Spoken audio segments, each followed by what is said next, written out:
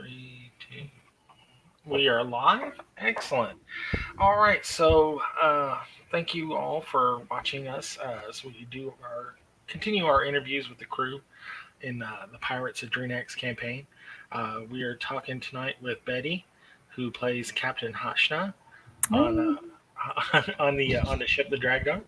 Um, we got to see a lot of Captain Hashna's background in this recent adventure we've been on. So I love that. It's kind of spilled that out.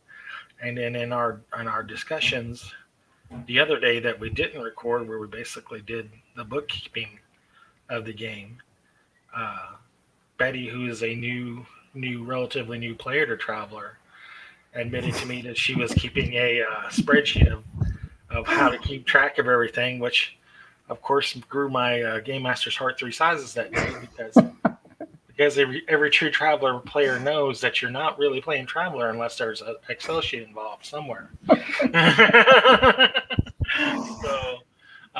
So that was great. That was really really awesome. When she told me that, I was like, "Oh, she does care."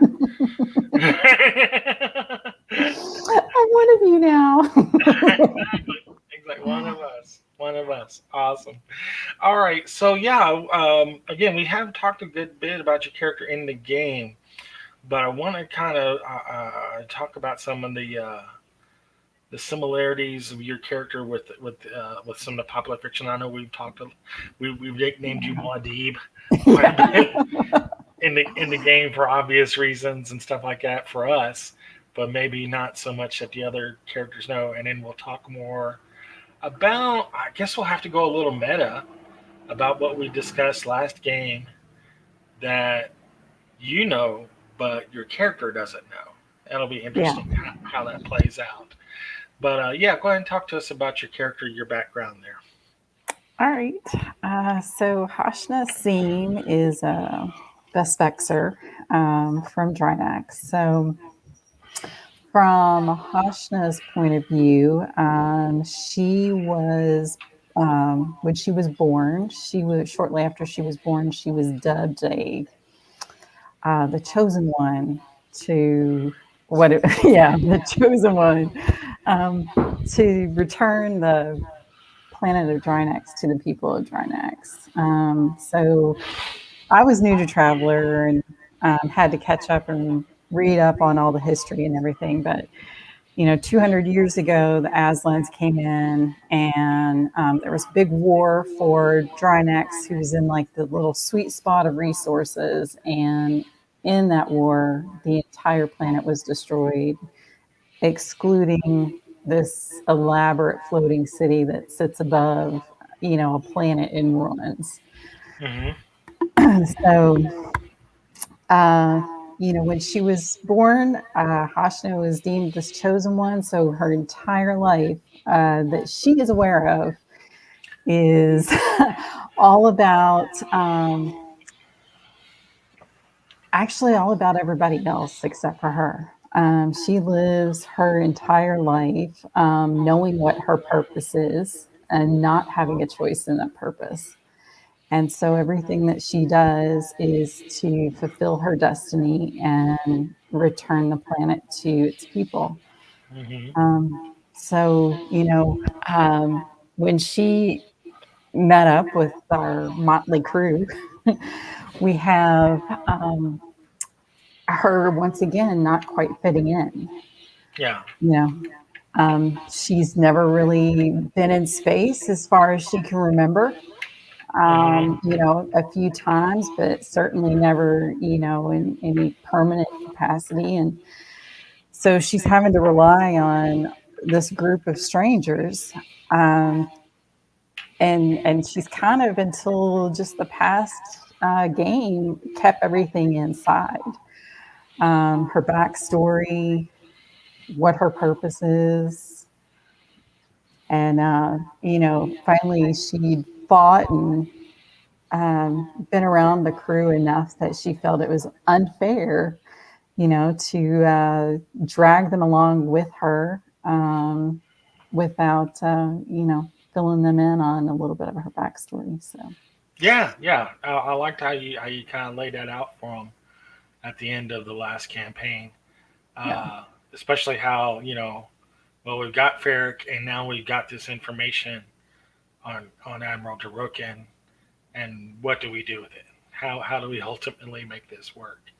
Yeah. And how what your long term goals is.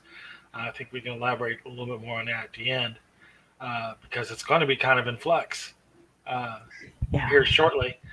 But I see some illusions between your character, not so much Modib. I mean, you have like a personal charisma and a supernatural ability with your sonics to basically toughen your body. Yeah. Uh, that kind of reminds me of Paul Atreides. He uses the Oh yeah. the weirdling way, with the voice and stuff like that, and so he's able to harness that ability. And you are too, because your character, if I remember, is like kind of like Ev's character, 5 pound, 5 feet high, Yeah. weapon, but can punch through a wall when you need to. So, um, I remember one time when you yanked up Cat Killer Steve, who was like 6'5", wearing full vac suit, yanked him up off the, out of one deck, out of the subfloor back up onto the deck, with one hand. And I'm sure everybody was like, "Is the gravity on?" Gravity's not. Gravity's not on, right? I got my boots are keeping me on the ground. Yeah. Yeah.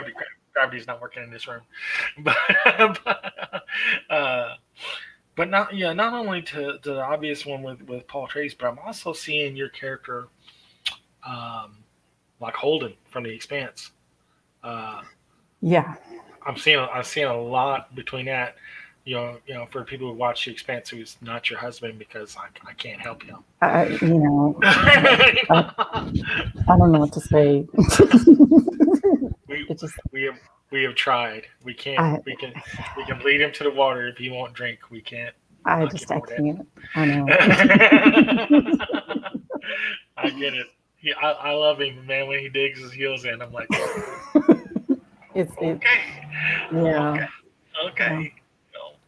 okay. So, but yeah, like Holden, at first glance, you're like, this guy's nobody. Right. He's an ice hauler. you know, Right.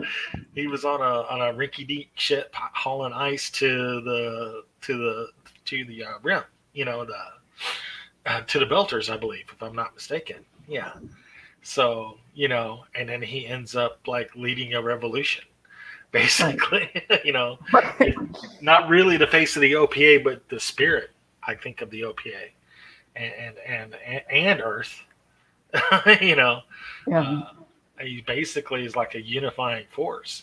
With the ship, uh, keeping elements of everybody on the ship, and you kind of have the same thing too. You have people not from Drinax. You have the other Vespexers. You have all kinds of other stuff going on your ship. And now your ships, your crew, your fleet is growing. Your flotilla is growing, and you've even hired on some Aslans, which I was really surprised that you allowed the Aslans to come on.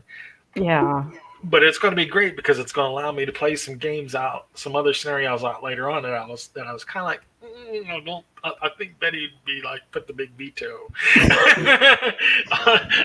on this scenario. It's like Yeah. I'm not helping. Yeah. I'm not helping them. why, Yeah. why would I help them? They destroyed my planet, you know. But there'll be some situations come up in later games where you'll be like, and I can see your character be like, I you really got to convince me why I got to do this. you know, Yeah. you know. Um, so that those will be fun to watch play out. I liked how this character was this past game was kind of centered around your character, was allowed you to establish a role as the leader and exposed your backstory to the rest of the group.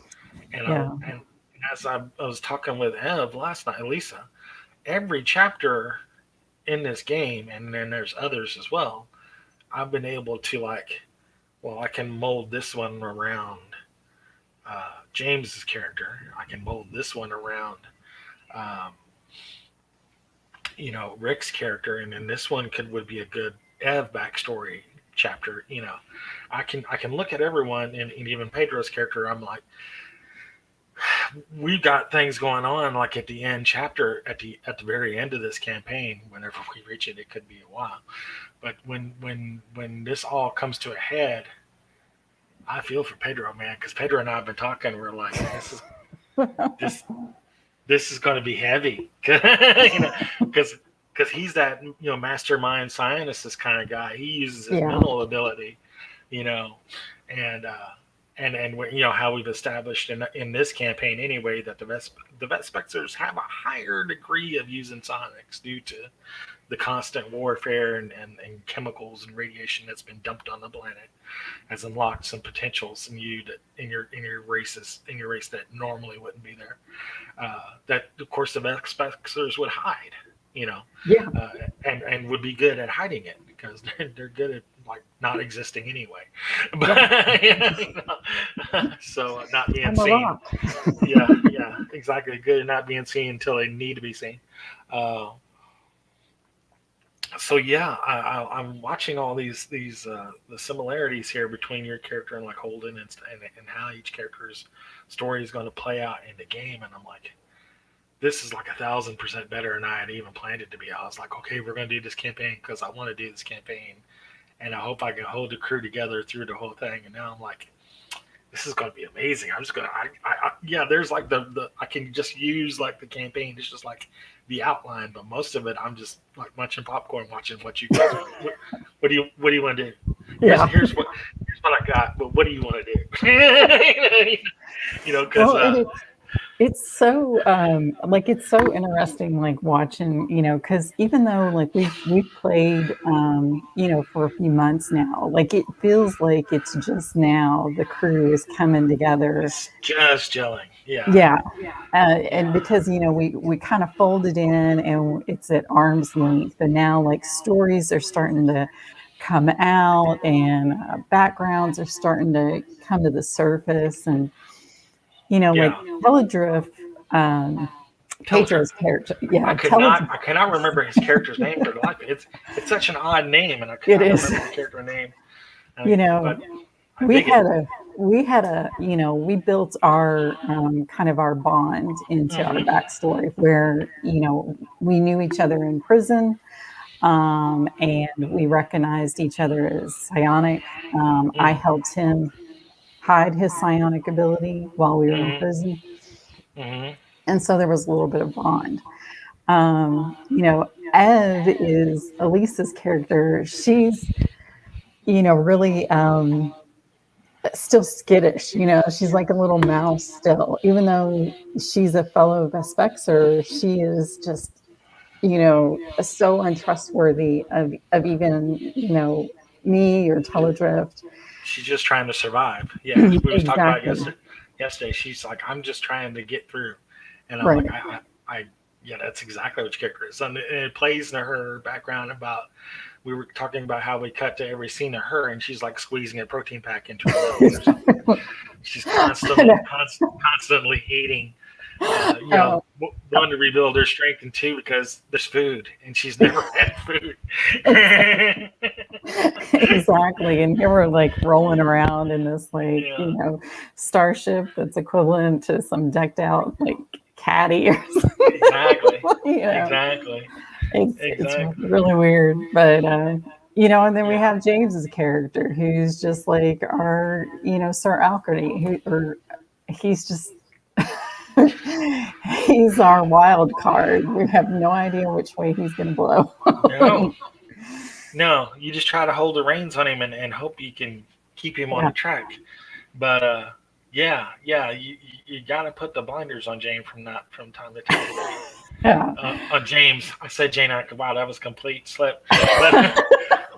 But but it fits. Because yeah, he's we talked about how his character is such an opportunist, Yeah. and his heist game is going to play well into establishing his backstory because I'm going to throw some fringe criminals in there that he's worked with in the past, and because the opportunity is golden, it is a once in a lifetime thing, and like everybody who's anybody is going to want a piece of that pie, you know.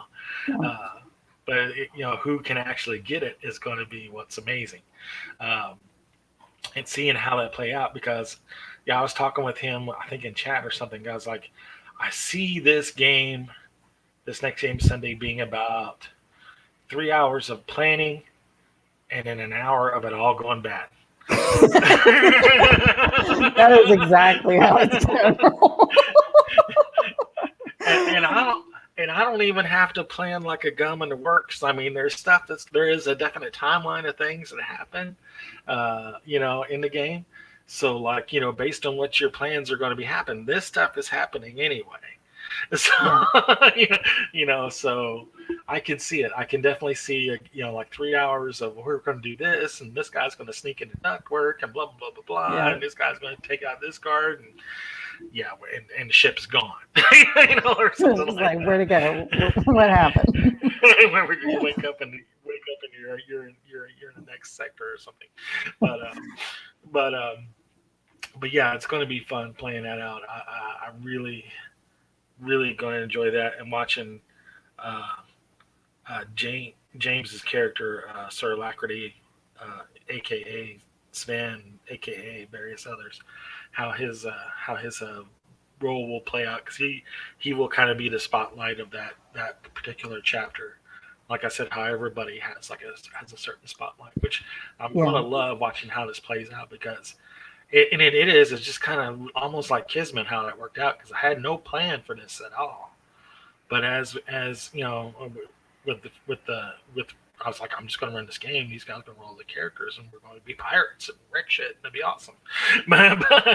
But each chapter, as I'm watching it, I'm like, this doesn't take a lot to push this towards this person. Yeah. Get this person's attention on this. It doesn't take much.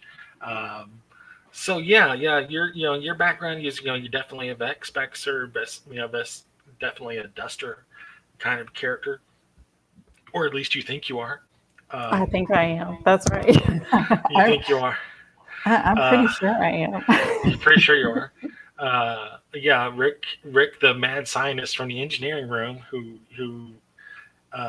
in his part time from like uh, redoing jump drives to make do insane things. Uh, Apparently dabbles in genealogy and genetic research. As it was able to find out some different stuff between you and other people, other NPCs in the game. Do you want to talk about that or? Yeah, no, I am super excited to see how that unrolls. Like, I think that is awesome because, Mm, um, we had, y- it's in James and Rick's hands, so it's like it's in the angel and the devil on your shoulder. So you mm, have James sitting over here going, "How can I take this to my advantage?" And Rick's like, "Oh, I got to do the right thing." do I do it or do I not do it? And Yeah, and that's what's killing me because it never fails me because Rick is like the most meta player I've ever worked with in any game. Like every game that we get ready to play, he's like, "Well, it's going to be this, right?" And I'm like, yes, why bother playing the game now? yeah, But he was a little off in this one. He was on the right track, about how Hashna is basically related to Rao. Princess Rao in the game. He's able to do genetic research. He was first thinking like you were sisters yeah. or something like that. I think that was his thought, or that you might even be her daughter or something like that. And I'm like, no, no, I had planned for you to be the mother of Rao, which flipped him. Was like, well, good, finally, I've surprised you with one of these games, you know, But uh, but yeah, it was the way I've got this going is like your character is Rao's mother. Whether you were actually Oleb's wife is yet to be determined. But we know you're Rao's mother. Nobody's done a scan with Oleb to see if Rao's really, you know, his daughter. Nobody's done Yeah. that yet. So that'll take some checking. But the genetics point that you were Rao's mother, and you have like different markers where you've been in like cold slept for years, you know, Yeah. basically during her entire life. And so you have no memory of any of this. Your character is like, I'm a Vespexer. I'm nothing. I'm nobody. You know, I stole some Yeah. radiation suits and got thrown in prison, and then now I'm a pirate. Right. you know, Exactly. so you have no memory of this at all. Whether it's the cold sleep or what, that's affected your mind, giving you amnesia about that. It could definitely be part of it. How you've been cold slept for almost 30 years. you Yeah. know, uh, could definitely have play a part in that amnesia. Yeah, And I'm watch. really, I'm really kind of excited to see like what James and Rick decide to do with that knowledge. That Like, information. Yeah, yeah, are they going to loop me in? Because yeah, you know, yeah, yeah. yeah, I think Rick is going to try to find out more before he tells you. Like, were you actually married to Oleb? Is Oleb actually Raoul's father? You know, all yeah, he knows is like you're Raoul's mom. That's all he knows right now. yeah. You know. Yeah, when I was sitting there like last session when they were going through all of that, and, Yeah. and you brought that little nugget out, I was like, "Holy crap!" Like, exactly. what? Exactly. Exactly. But And yeah, and and I really wasn't sure what I was going to do with it until I read the very last chapter. And I'm like, yeah, yeah, that's got to work in there somehow. Because I kept playing up your character as being like the Muad'Dib character, the savior character, the Vespexers and stuff like that. And I wanted to kind of build this campaign around your character like I built our previous the Monarch of the Marches, kind of around James's character. mhm, Um, of course, also highlighting the others as well, just like any good GM should. but but yeah, there's got to be the main star. And there's got to be the Mal, there's got to be the Holden. you know, so when I started doing that and I was reading the last chapter, I'm like, yeah, I've got to have her related in here somehow. I've got to have her in here. And when I did that double take at the very first time you met Princess Rao, I remember you said, "Oh, I thought she picked up that I was Sonic," and I'm like, "No, she recognized you as looking dead on like her mom." You know, when she was a child.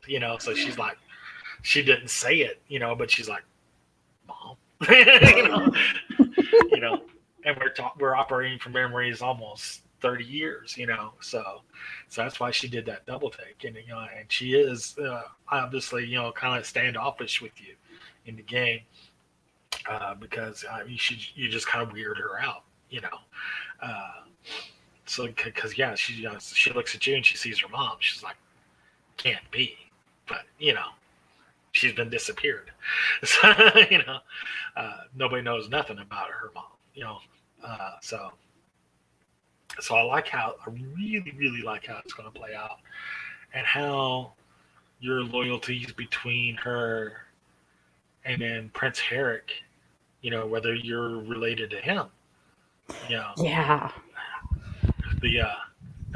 the the basically the brain floating around in the clone suit, uh, uh, yeah, whether he's actually your son or how that works out, and and how you're going to work with Ola, because yeah, I mean, when we first played this game, you would rather love nothing than to stick a knife in Ola's ribs.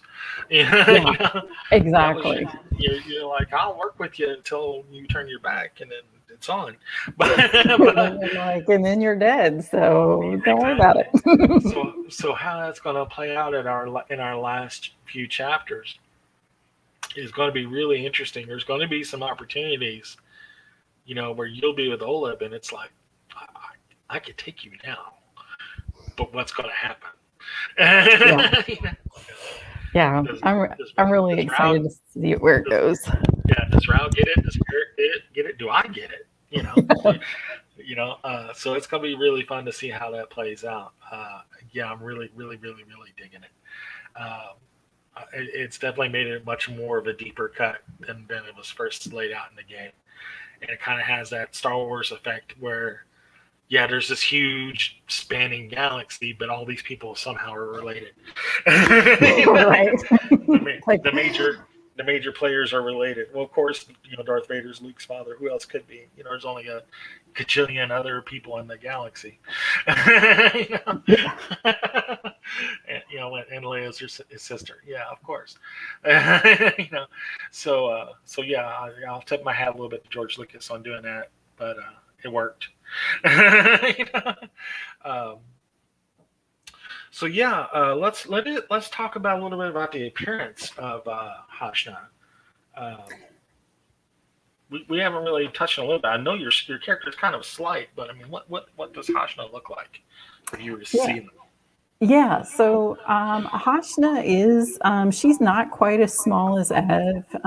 She's, she is bigger than the average Vespexer female, but she's not large. So, Ev's like about 5'2". You'd say, I'm about 5'6". Okay, And, but again, kind of the traditional Vespexer appearance where I've got, the straight dark hair, the tanner complexion, but I only look to be about, early 30s. but And you're physically much older. Yeah, but yeah, yeah, and honestly, I have worn time pretty well, yeah, thanks to my psionic abilities. yeah. But Yeah, yeah. You know yeah, how to lock those different collagens and stuff, make them yeah, pop. yeah, like with But natural yeah, Botox. But exactly, but exactly. yeah, nothing really striking beyond that. Um, Outside of, because on the planet, it's tough life. It's, on the surface, it's all about survival, and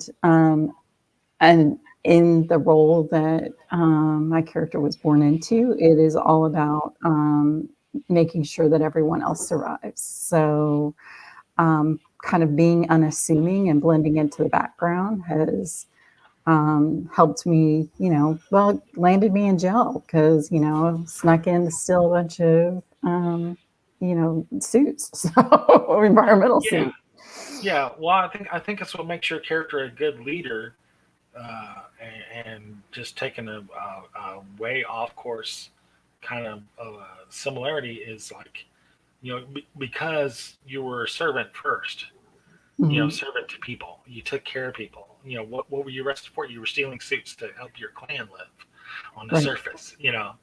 But like with right now, with the Falcon and Winter Soldier, everybody's like, well, nobody is capped like Steve was capped. Well, no, because he was a servant first. He looked out for people right, first, and then learned how to organize things to look out for people.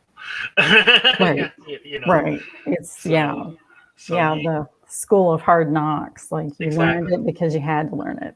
So yeah, your character and like Steve and Holden, I think definitely take that everyman approach or every person approach to making things work. Like hey, I know where you're coming from. This does suck, but let's all roll up our sleeves and get this going. Yeah, you know, yeah. which which works. It definitely works. It does. It does. I will say though, like being around, like being in the crew, because like there's so many different character types, outside of Vespexers. That's it's really gonna. I think it's been fun to play it. Oh yeah, definitely. Lastly, let's touch on the goals you could. I'm glad we're discussing it before your big reveal. You know, Yeah. of who you actually are. But you got to talk about Hashna's goals. Before you find out what you're about to find out. So the my whole purpose is to overthrow Olab. He's sitting on a stolen throne. Well, a throne that needs to be destroyed, but Hmm. he's sitting on a stolen throne. So you know, my whole goal is to dethrone him and give the power of Drinax back to the natives of Drinax.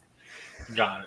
So if that means like Hashna doesn't want to be a ruler, like that's not her aspirations to be a ruler, but if it Hmm. means that that's how she returns it, Drinax to the people, then she's willing to do it. Got it. But Got it. yeah, and that's kind of like the end goal for her because honestly, she's never had an opportunity to have a goal for herself. Well, yeah, you've never been this close to doing it until now. Yeah, yeah, Uh, uh, you're basically the hand of the king right now, and you're building that trust in him. I see you doing that every game. It's like, yeah, we're buddies. yeah. But I mean, yeah, I mean, it's not really a stolen throne. It is his, but it's like there's no It reason is. for it. There's no reason for it. It definitely should be cast off that chain, I guess, so to speak. I mean, it does have to suck for the Vespexers living in basically the wasteland and seeing Right. that tech level 16 wonder floating above the city, you know, straight out of Flash Gordon, and of course he's wandering around with his hawk party, like just like King Voltan. He's got gravity belts and wings, Exactly. and he's out hunting animals that he has to get imported from off planet because there's nothing left on your planet. So they're out going fox hunting with imported foxes from other planets. And you're just like, you douchebag. What a dick. Yeah. Exactly. So yeah, I mean, I could see nothing but just utter contempt for him. But then you are in a golden opportunity, just like the leader of the Vespexers, the chief, has talked with you. Yeah. He definitely sees that in you and stuff like that, and how that's going to play out is it's just going to be amazing when this all comes through, and I mean, there's a lot of heist and a lot of pirating and a lot of character exploration in this game. But when we come to the denouement of it, it's just going to be. I think it's going to be really epic, and I think everybody's going to be thrown for a loop, and I think there's going to be a lot of emotions getting thrown around at the end of this game. I think there's going to be a lot of pointing and a lot of I can't believe this, and might be a lot of rage quitting at the end of the game. I don't know, but we'll see how it plays out. It's going to be fun. It's going to be super fun. But as we wrap up here, what are your views of the other crew? I mean, we talked a little bit about you and Ev and James and how you kind of hold James at arm's length and stuff like that. Just kind of let him do his thing. Uh, and of course, with Teledrift, he's your sort of like your mentor, I guess. But like Rick, how's your feelings with like the mad scientist of the group? So honestly, like Rick has, like I've never gotten an opportunity to really like Rick and or Hashna and Rick's character, get to know any other. Rick's always been like buried in his engines or buried in his technology or science that he's working on, and like Hashna's got none of that knowledge at all. So she honestly she thinks he's happy, like until he voices he's not. She's just like, okay, well, he's doing what makes him happy, so okay, I'll just leave him at that. And Yeah, yeah. When we get ready to do the heist game, and he's like super excited to get this jump drive, this modified jump drive that he's got going. I'm like, I don't think it's just going to happen like that. I just don't see him going up to you and going, yeah, this is what I want to do with the jump drive. Are you cool with it? You're like, wait, are we going to stall out like on the other side of the galaxy? Exactly. In deep space, Yeah, nowhere. yeah, nowhere, nowhere, way in the middle of nowhere. Yeah, Exactly.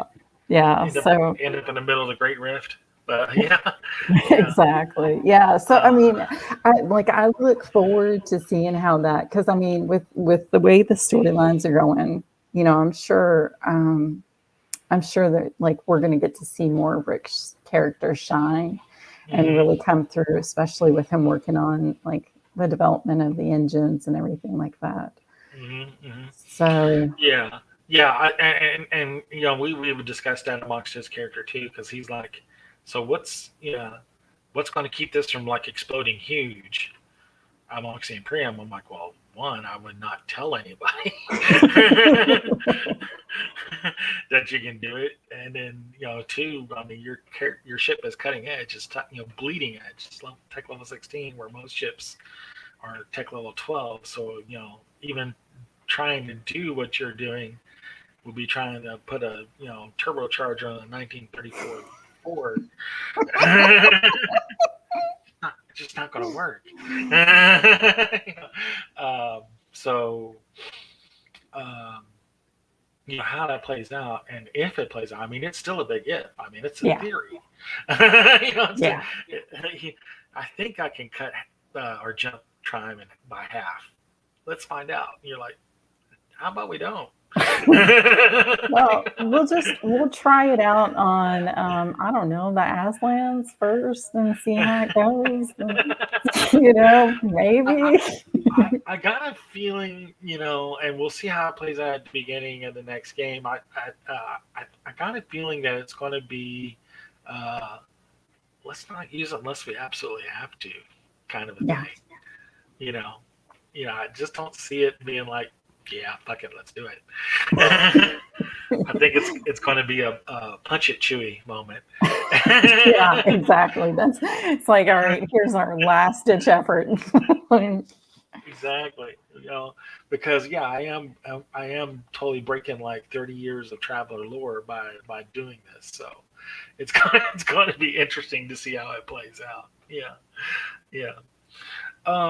So yeah, that's pretty much Hashna in a nutshell, I think, folks. Is there anything else you want to talk about your character, or you just Um, no, not really. I mean, naturally there's going to be probably some changes in her course of action as she finds out more about her background and yeah, things like yeah, that. yeah, because like once you find out that you're Ron's mom, do you tell Ron? Because Yeah, yeah, how's that's that how's how's that that going to going to play play? out? Yeah, or do I keep that to the chest? And I'll be honest, like my interest was piqued with the deception of one of the lords of the pirate planet that we were just on. Yeah, Admiral Droke can be in the Navy guy. Yeah, Yeah. yeah, because I can easily see James's character wanting to take that place.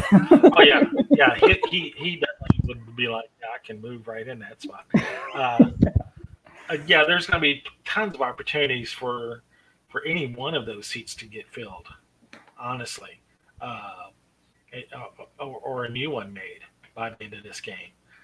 So who ultimately takes a seat at that table on Thief is anybody. It's up to anybody. Yeah, It's yeah, just like which string do you pull, because there's different ones. Like Harol's out there getting ready to do something with the heist that you're not even don't even know. He's involved somehow because he's right. gone. Harol Irontooth, he's gone. You know, and like he's in the middle of this somewhere, but you don't know exactly where yet. But he didn't tell the other two, which is a no-no. You Yeah, know, and Peter Bayless, like there's probably a gajillion things that you could tie to Peter Bayless, who I call Littlefinger. Because he's one of those guys that has wheels within wheels happening all the time. And then Admiral Drogon is still an admiral and straight up Navy. yeah, I liked how when we set it up to like he's not really there to bust up the pirates. He's using them as an intelligence gathering network. He's like, which makes sense to why Thieves is operating almost right underneath the naval base. Oh yeah. Oh yeah, definitely. And it's so yeah, like I don't know if that's one of the main storylines or not, but holy cow, I mean, that opens up so much possibility. Exactly, Because exactly, when I saw that, like, I was like, oh man, we can just like cut him out and exactly. Be like, look, we got this, and you need to go. yeah, You need to go now. If you value your life, you need to exactly.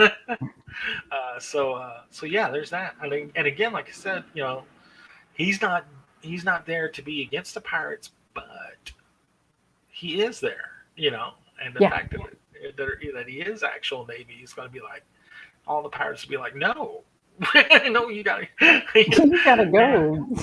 we gotta airlock this dude quick, uh, and move everything to another planet or something. Uh, so yeah, there's so many plates that I'm spinning in this campaign. There's so much great stuff that's just kind of spun out of the characters in the campaign, not the NPCs as well as as your characters. I mean, because little Cleo is is really coming along to be James's favorite, even I amongst the rest of the know. crew. And he's just like me. It's just yeah, I did Captain Hashna, but it's like it's me and Cleo against the world, really. You know, that's basically how it boils down. I'll I'll let the captain give the orders, but yeah, yeah, I know who really gets stuff done. So Yep, that's James through and through. it's James turns there. It is. I love him. You know, but so yeah, that's basically again Hashna in a nutshell. I want to thank you for talking with us, and thank everybody for watching this and getting a little bit more of a deep dive into Betty's character Hashna Sen. And thank you all, and we'll talk to you soon. Thanks.